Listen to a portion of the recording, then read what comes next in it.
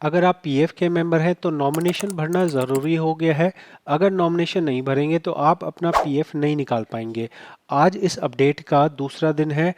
25 जुलाई को ये अपडेट आया था। तो आप देखेंगे तो यहाँ पे हमारे पास 4 दिन शेष बचे हैं। अब मैं इसे ई नॉमिनेशन यहाँ करने जा रहा हूँ। ई नॉमिनेशन का जीरो से लेके एंड तक हम देखेंगे। यहाँ पे जो मेंबर हैं ये अनमैरिड है। अनमैरिड के केस में आप पेरेंट्स को बना सकते हैं, भाई को बना सकते हैं, गर्लफ्रेंड को बना सकते हैं। एक वीडियो ऑलरेडी मैं डाल चुका हूँ जहाँ पे एक भाई साहब ने गर्लफ्रेंड को बनाया था। तो यहाँ कुछ बेसिक इन्फॉर्मेशन जो मेरे से लोग सवाल पूछते हैं उसको जान लेते हैं। क्या इसमें कंपनी का कोई रोल है? कंपनी का कोई रोल नहीं है। आपने अगर नौकरी छोड़ दी है तो भी आप ई नॉमिनेशन कर सकते हैं। कंपनी से कुछ लेना देना नहीं है।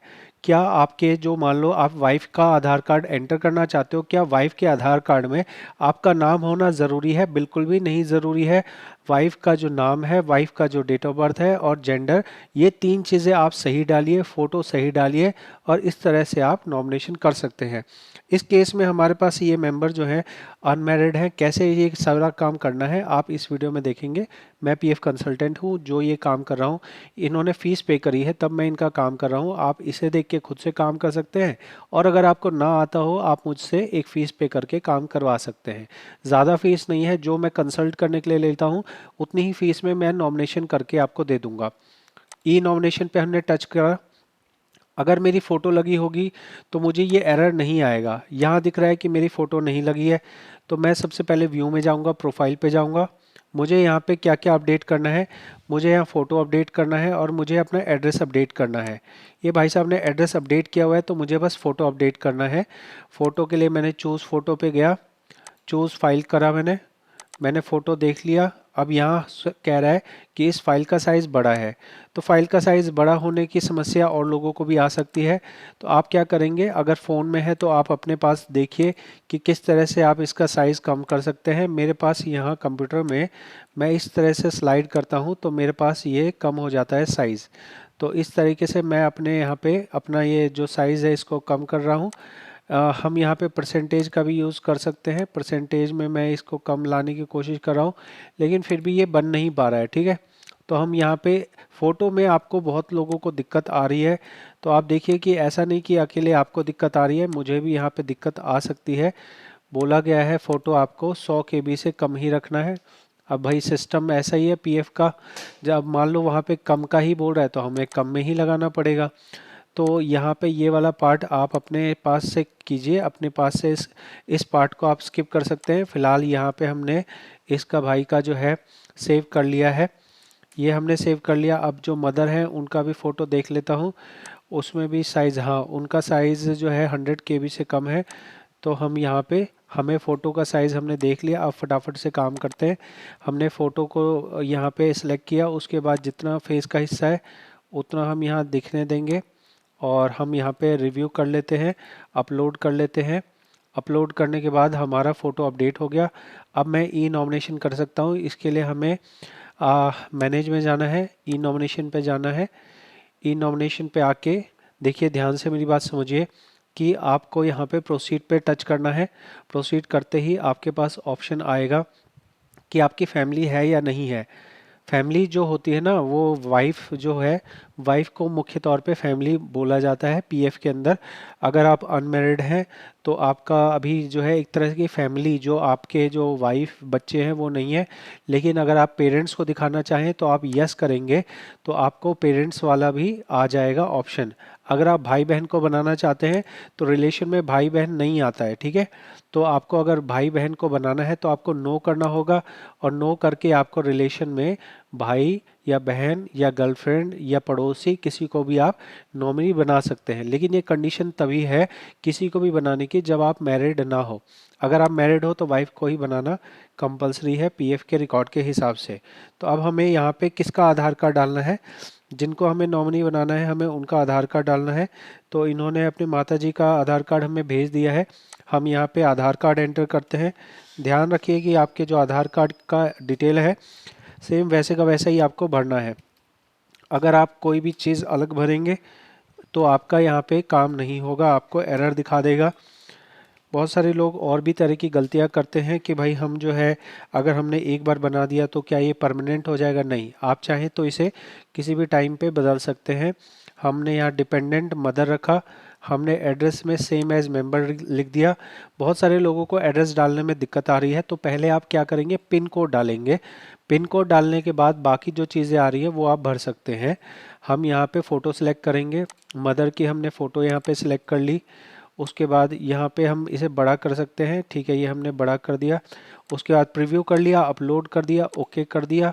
अब यहाँ क्योंकि हम अनमैरिड वाले केस में कर रहे हैं तो हमने यहाँ कंसेंट देके सेव फैमिली डिटेल कर लिया, ठीक है। अगर आप और भी लोगों को ऐड करना चाहते हैं तो ऐड रो कर सकते हैं, तो आप और भी लोगों का ऐड हो जाएगा। मतलब मान लो कि 2 लोगों को आप ऐड करोगे तो फिर वहाँ पे परसेंटेज पूछेगा कि किस आदमी को कितना पैसा देना है, आपको परसेंटेज में आप बता दीजिए, ठीक है। तो यहाँ देखेंगे तो फैमिली डिटेल सेव हो गई है। अब हम नीचे आते हैं, नीचे आके हमें यहाँ पे नज़र आ रहा है डिपेंडेंट मदर का हमने सेव किया, तो हमें यहाँ पे पूछ रहा है कि जो आप ईपीएफ में नॉमिनेशन करना चाहते हो वो कितना परसेंट करना चाहते हो। तो हम यहाँ टच करते हैं, सिलेक्ट करते हैं और यहाँ परसेंटेज में हम यहाँ पे 100% डाल सकते हैं। अगर हमने ज़्यादा लोगों को सिलेक्ट किया होता तो जैसे यहाँ पे अभी एक नाम आ रहा है वैसे यहाँ पे एक से ज़्यादा नाम आता और फिर हम परसेंटेज में टच करके ज़्यादा लोगों का ऐड कर सकते थे, ठीक है। फिर हमें सेव कर देना है। सेव करते के साथ ही हमारा यहाँ पे देखने को मिलेगा कि हमारा यहाँ पे पीएफ का परसेंटेज डिसाइड हो गया। अब हमें ईपीएस का भी डिटेल एंटर करना है। ईपीएस जो है वो अलग होता है, ईपीएफ अलग होता है। अगर आप वाइफ का डिटेल एंटर करोगे फैमिली के तौर पे तो वाइफ का डिटेल आपको सिर्फ एक ही बार डालना होगा, वो दोनों जगह एक ही साथ आ जाएगा, पीएफ और पेंशन दोनों में आ जाएगा।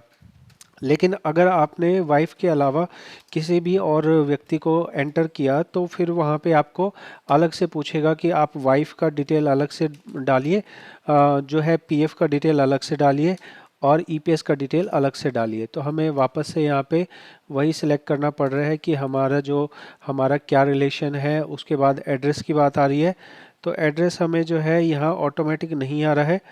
तो एड्रेस में जैसा मैंने आपको बताया था कि हम पहले डालेंगे पिन कोड, उसके बाद हमें काफ़ी चीज़ें भरी भराई मिल जाएंगी।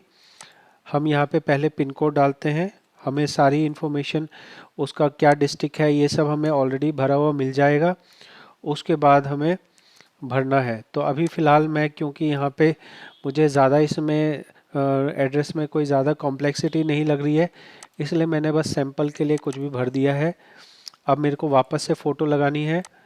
आप यहाँ पे जितने बार आपको बोला जाएगा, 2 ही बार बोला जा रहा है, एक तो पीएफ का नॉमिनी बनाने के लिए और एक ईपीएस का नॉमिनी बनाने के लिए। आप देख सकते हैं ईपीएस का नॉमिनी कहा जा रहा है, हमने यहाँ पे ईपीएस में कहा, तो अब ईपीएस में कोई परसेंटेज नहीं है।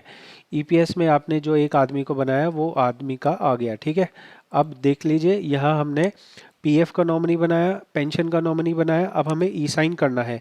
तो ई साइन में बहुत लोग गलती कर रहे हैं। ई साइन में आपको जिस मेंबर का अकाउंट है उसी का ई साइन लगाना है। तो हमें यहाँ पे यस कर देना है। यस करने के बाद हमें यहाँ पे ओके कर देना है। अब हम आधार नंबर डालेंगे। आधार कार्ड किसका डालना है, मेंबर का डालना है। बहुत लोग यहाँ गलती करते हैं, जिसको नॉमिनी बना रहे हैं उसी का आधार कार्ड डालने लगते हैं। भाई यहाँ पे ये नॉमिनी का मतलब है कि कोई वारिस जो वो अपना वारिस बना रहा है, ठीक है। तो जिसका अकाउंट होता है वो वारिस यहाँ बना सकता है। तो हम यहाँ मेंबर का जो काम कर रहे हैं ये उनको जो है अच्छी बात है कि वो अपना नॉमिनेशन कर रहे हैं। आप इस चीज़ को लाइटली बिल्कुल मत लीजिएगा।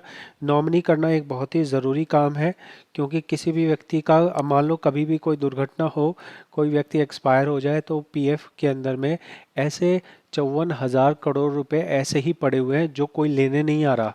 तो उसमें से बहुत बड़ा हिस्सा है वो भी है जहाँ लोग एक्सपायर हो गए। तो आप देख सकते हैं यहाँ पे पीडीएफ आपका साइन हो चुका है। अब हम होम पे जाएंगे, तो होम पे पहले जहाँ पे हमें ऑप्शन दे रहा था कि आप नॉमिनेशन कर सकते, एडिट कर सकते हैं, ई साइन कर सकते हैं, डिलीट कर सकते हैं, वहाँ अब डिलीट का ऑप्शन हट गया। तो क्या हमारा ये परमानेंट हो गया? नहीं। अगर आपका मान लो अगले मान लीजिए आपकी शादी हो जाती है, या आपका मान लीजिए मदर की जगह आपको आगे चल के वाइफ को बनाना है, तो आपको ये डिलीट करने का ऑप्शन नहीं आएगा, आपको यहाँ पे न्यू नॉमिनेशन में करना है। न्यू नॉमिनेशन करेंगे तो फिर से सारा फॉर्म दोबारा भरेगा, फिर से आप फोटो लगाएंगे जिनको नॉमिनी बनाना है, और इस तरीके से आपका नॉमिनेशन हो जाएगा कंप्लीट। तो इस तरह आपने जाना कि कैसे आप अपना नॉमिनेशन कर सकते हैं। अगर वाइफ का केस है और बच्चों का केस है तो इसके लिए मैं और वीडियोस बनाऊंगा, आप उन्हें प्लेलिस्ट में देख सकते हैं। प्रैक्टिकल तरीके से मैं आपको दिखा रहा हूँ, प्रैक्टिकल तरीके से एक एक चीज़ बता रहा हूँ, क्योंकि देखो मैं जो कंसल्ट करता हूँ ना, मैं तब भी करता हूँ जब मान लो कोई एक्सपायर हो गया, उसके बाद उसके फैमिली वाले आते हैं तो मैं पूछता हूँ कि क्या नॉमिनेशन में ये डिटेल भरा हुआ है, क्या उन्होंने बच्चों का डिटेल डाला है, क्या वो मैरिड था, क्या वो अनमैरिड था।